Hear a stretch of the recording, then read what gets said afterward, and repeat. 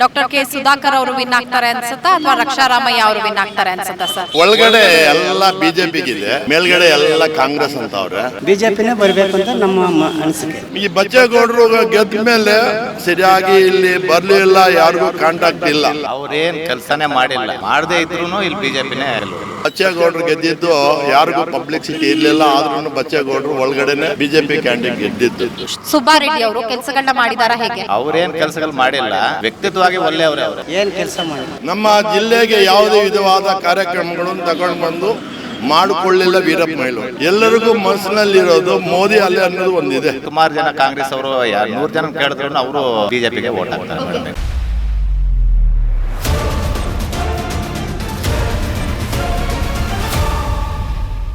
Sir ತಮ್ಮ ಹೆಸರು? ನಮ್ಮ ಹೆಸರು ಮಂಜುನಾಥ್ ಮೂರ್ತಿ ಅಂತ, ಬೀದಿ ಬದಿ ವ್ಯಾಪಾರಸ್ಥರ ಅಧ್ಯಕ್ಷರು. ಲೋಕಸಭಾ ಚುನಾವಣೆ ಹತ್ರ ಬರ್ತಾ ಇದೆ.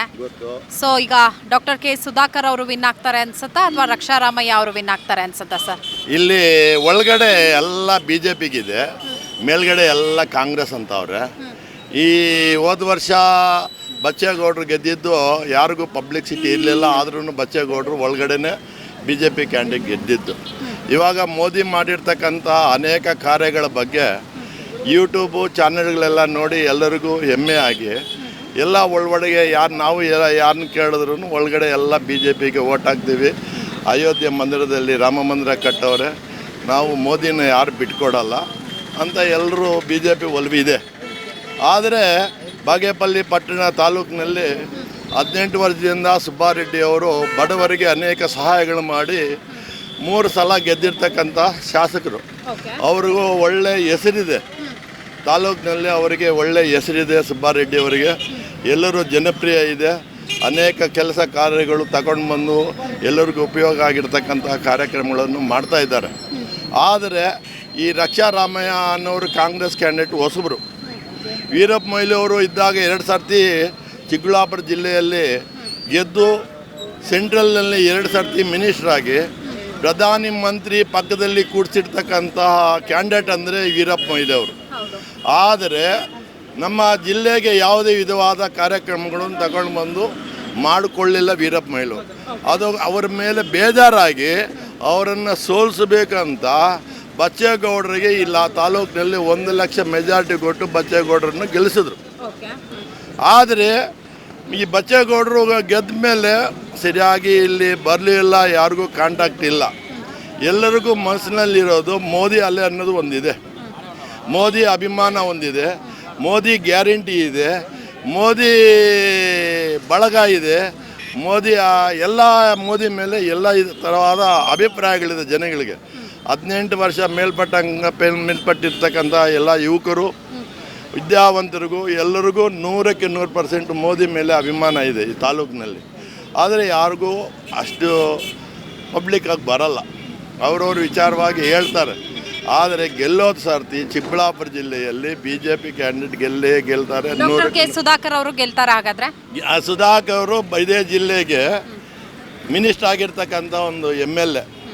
ಮೊದಲು ಕಾಂಗ್ರೆಸ್ನಲ್ಲಿದ್ದು ಬಿ ಜೆ ಪಿಗೆ ಬಂದು ಬಿ ಜೆ ಪಿಯಲ್ಲಿ ಮಿನಿಸ್ಟರ್ ಆಗಿ ಆರೋಗ್ಯ ಇಲಾಖೆ ತಗೊಂಡು ಎಲ್ಲ ಕರ್ನಾಟಕದಲ್ಲಿ ಎಲ್ಲೂ ಹೆಸರುವಾಸಿಯಾಗಿರ್ತಕ್ಕಂಥ 100ಕ್ಕೆ 100% ಎಲ್ಲ ತಿಳಿದಿರ್ತಕ್ಕಂಥ ಸುಧಾಕರ್ ಅವರು ಮೊನ್ನೆ ಹೋದ ಸಲ MLA ಎಲೆಕ್ಷನಲ್ಲಿ ಸೋತೋಗ್ಬಿಟ್ರು. ಅವ್ರಿಗೆ ಸೋತ್ರೂ ಚಿಂತೆ ಇಲ್ಲ. ಈ ಸರ್ತಿ MP ಎಲೆಕ್ಷನಲ್ಲಿ ನಿಂತ್ಕೊಂಡ್ರೆ 100ಕ್ಕೆ 100% ಎಲ್ಲ ಕ್ಯಾಟಗಿರಿಯವರು BJP ಒಲವಿದೆ, BJP ಗೆಲ್ಲುತ್ತೆ. ಓಕೆ, ಈಗ 28 ಲೋಕಸಭಾ ಕ್ಷೇತ್ರ ಇದೆ. ಯಾರ್ಯಾರು ಎಷ್ಟೆಷ್ಟು ವಿನ್ ಆಗ್ಬೋದು ಸರ್ ಸ್ಟೇಟ್ ಅಲ್ಲಿ? BJP 25, JDS ಒಂದು 3-2, ಕಾಂಗ್ರೆಸ್ 1-2 ಬರುತ್ತೆ ಅಷ್ಟೇ.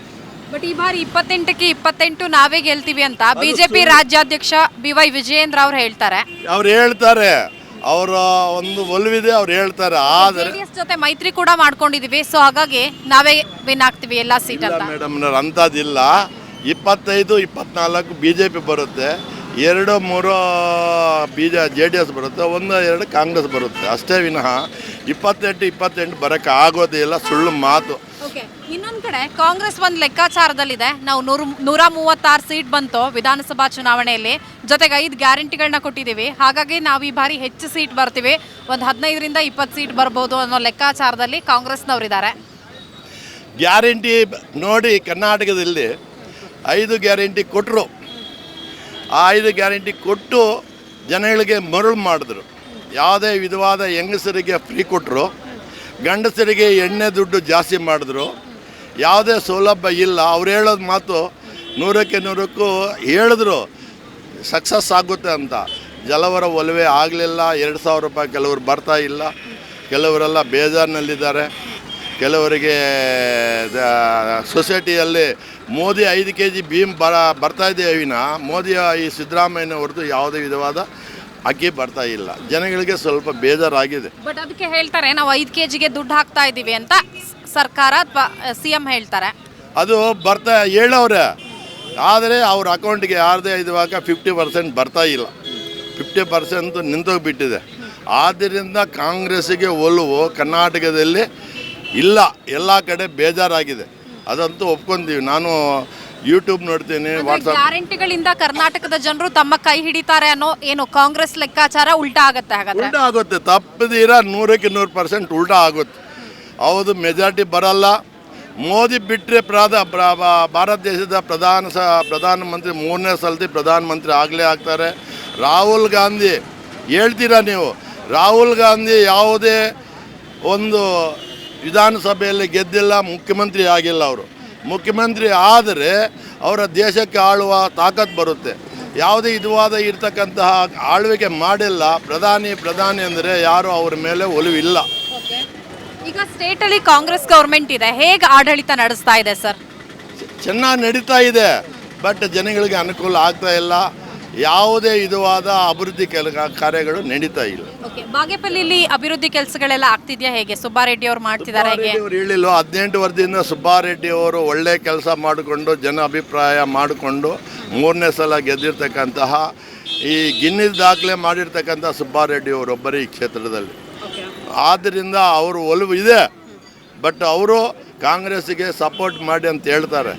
ಜನಗಳು ಒಳಗಡೆ ಏನಿದೆ ಯಾರು MLA ಅವ್ರಿಗೂ ಗೊತ್ತಿಲ್ಲ. ಅಂದ್ರೆ ನೀವು ಹೇಳ್ತಾ ಇರೋದು MLA ಆಗಿ ಸುಬ್ಬಾರೆಡ್ಡಿ ಅವ್ರು ಬೇಕು, ಕಾಂಗ್ರೆಸ್ನಿಂದ ಕೆಲಸಗಳನ್ನ ಮಾಡ್ತಿದ್ದಾರೆ, ಆದ್ರೆ MP ಆಗಿ BJP ಅವ್ರು ಬೇಕು ಅಂತಾನ ಹೇಗೆ? ಲೋಕಲ್ನಲ್ಲಿ ಕಾಂಗ್ರೆಸ್ ಸುಬ್ಬಾರೆಡ್ಡಿ ಇನ್ನೊಂದು ಸರ್ತಿನೂ ಗೆಲ್ತಾರೆ. ಆದರೆ ಸೆಂಟ್ರಲ್ನಲ್ಲಿ ಹೋದಾಗ ಮೋದಿ ಅವರ ಅಭಿಮಾನ ಜಾಸ್ತಿ, ಮೋದಿ ಗ್ಯಾರಂಟಿ ಜಾಸ್ತಿ, ಮೋದಿ ಮೇಲೆ ಇರ್ತಕ್ಕಂತಹ ಆಸೆ ಎಲ್ಲರಿಗೂ ಈಡೇರಿಸಬೇಕಂತ 3ನೇ ಸರ್ತಿ ಮೋದಿ ಅವರಿಗೆ ವೋಟ್ ಹಾಕ್ತಾರೆ. ಸರ್, ತಮ್ಮ ಹೆಸರು? ಚಂದ್ರಪ್ಪ.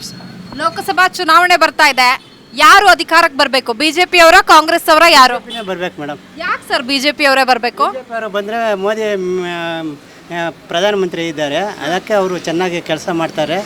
ಮುಂದಿನ ಪೀಳಿಗೆಗೂ ಚೆನ್ನಾಗಿರ್ತದೆ ಅವ್ರು ಬಂದರೆ. ಓಕೆ, ಈಗ BJPಯಿಂದ ಡಾಕ್ಟರ್ K ಸುಧಾಕರ್, ಕಾಂಗ್ರೆಸ್ಸಿಂದ ರಕ್ಷಾರಾಮಯ್ಯ, ಯಾರು ಗೆಲ್ತಾರೆ? BJPನೇ ಬರಬೇಕು ಅಂತ ನಾವು, ಈ ಕಡೆ ಕಾಂಗ್ರೆಸ್ ಐತೆ, BJPನೇ ಬರಬೇಕು ಅಂತ ನಮ್ಮ ಅನಿಸಿಕೆ. ಬಟ್ ಇಲ್ಲಿ ಕಾಂಗ್ರೆಸ್ MLA ಇದ್ದಾರೆ ಸುಬ್ಬಾರೆಡ್ಡಿ ಅವರು, ಹೇಗೆ ಕೆಲಸಗಳನ್ನ ಮಾಡಿದಾರ ಹೇಗೆ? ಮೇಡಮ್ ಅವರು ಏನು ಕೆಲಸ ಮಾಡಿದ್ರು? ಓಕೆ, ನರೇಂದ್ರ ಮೋದಿ ಅವ್ರ ಬಗ್ಗೆ ಏನು ಹೇಳ್ತೀರಾ ಸರ್? ನರೇಂದ್ರ ಮೋದಿ ಒಳ್ಳೆಯವರು ಮೇಡಮ್. ಅವ್ರ ಬಗ್ಗೆ ನಾವು ಏನು ಅಂಥದ್ದು ಹೇಳಬೇಕಾದ ವಿಷಯ ಏನೂ ಇಲ್ಲ.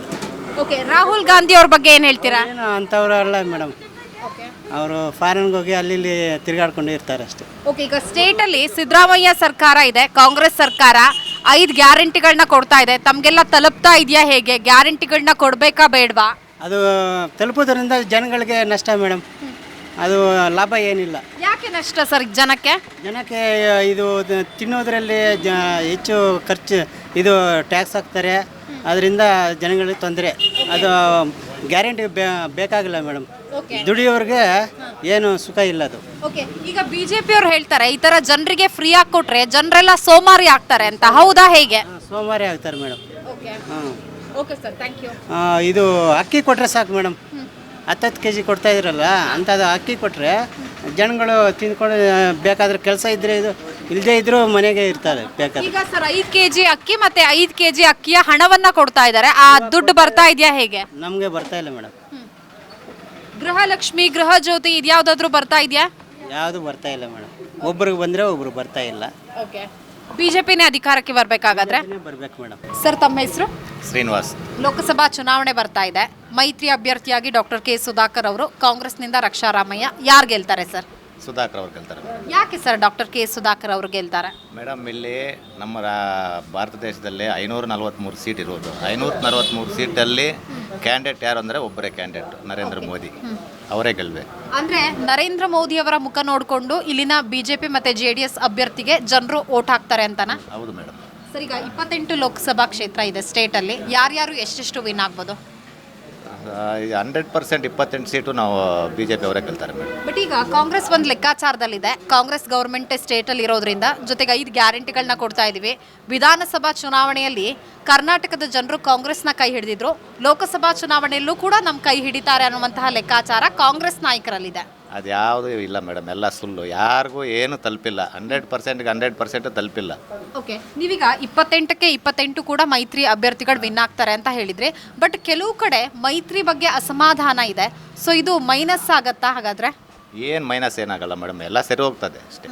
ಫಸ್ಟಲ್ಲಿ ಸ್ವಲ್ಪ ಇದು ಆಗಿರ್ತದೆ, ಮತ್ತೆ ಎಲ್ಲ ಸೆಟ್ ಹೋಗ್ತದೆ. ಓಕೆ, ಈಗ ಡಾಕ್ಟರ್ ಕೆ ಸುಧಾಕರ್ ಮತ್ತು ರಕ್ಷಾರಾಮಯ್ಯ ಅಂತ ಬಂದರೆ, ಸೊ ಎಷ್ಟು ಓಟಿನ ಅಂತರದಿಂದ ವಿನ್ ಆಗ್ತಾರೆ ಸರ್? 2.5 ಲಕ್ಷ ಅಂತರದಿಂದ ವಿನ್ ಆಗ್ತಾರೆ ಮೇಡಮ್ ಸುಧಾಕರ್ ಅವರು. ಓಕೆ, ಹಾಲಿ ಸಂಸದರು ಬಚ್ಚೇಗೌಡರು ಕೆಲಸಗಳನ್ನ ಮಾಡಿದ್ರಾ ಹೇಗೆ? ಅವ್ರೇನು ಕೆಲಸನೇ ಮಾಡಿಲ್ಲ. ಮಾಡದೇ ಇದ್ರೂ ಇಲ್ಲಿ BJPನೇ ಗೆಲ್ಲೋದು. ಓಕೆ, ಶಾಸಕರು ಸುಬ್ಬಾರೆಡ್ಡಿ ಅವರು ಕೆಲಸಗಳನ್ನ ಮಾಡಿದಾರಾ ಹೇಗೆ? ಅವ್ರೇನು ಕೆಲಸಗಳು ಮಾಡಿಲ್ಲ. ವ್ಯಕ್ತಿತ್ವವಾಗಿ ಒಳ್ಳೆಯವ್ರೆ ಅವರು. ಆದರೂ ಕಾಂಗ್ರೆಸ್ ಅವರು, ಸುಮಾರು ಜನ ಕಾಂಗ್ರೆಸ್ ಅವರು 100 ಜನ ಕೇಳಿದ್ರು ಅವರು BJPಗೆ ವೋಟ್ ಹಾಕ್ತಾರೆ ಮೇಡಮ್. ಬಾಗೇಪಲ್ಲಿ ಡೆವಲಪ್ ಆಗಿದೆಯಾ ಹೇಗೆ ಸರ್? ಡೆವಲಪ್ ಏನಾಗಿಲ್ಲ ಮೇಡಮ್, 15 ವರ್ಷ ಹಿಂದೆ ಹೋಗಿದೆ ಅಷ್ಟೇ. ಈಗ ಓಕೆ, ಏನೆಲ್ಲ ಸಮಸ್ಯೆಗಳಿದೆ? ಈಗ ಬೆಂಗಳೂರು ಅಂತ ಬಂದರೆ ಕುಡಿಯೋ ನೀರಿನ ಸಮಸ್ಯೆ ಸಿಕ್ಕಾಪಟ್ಟೆ ಇದೆ. ಒಂದು ಹನಿ ನೀರು ಕೂಡ ಪರದಾಡುವಂತಹ ಪರಿಸ್ಥಿತಿ ನಿರ್ಮಾಣ ಆಗಿದೆ. ಸೊ ಇಲ್ಲಿ ಏನೆಲ್ಲ ಸಮಸ್ಯೆಗಳಿದೆ ಸರ್? ಇಲ್ಲೂ ನೀರು ಸಮಸ್ಯೆ ಅಷ್ಟೇನಿಲ್ಲ.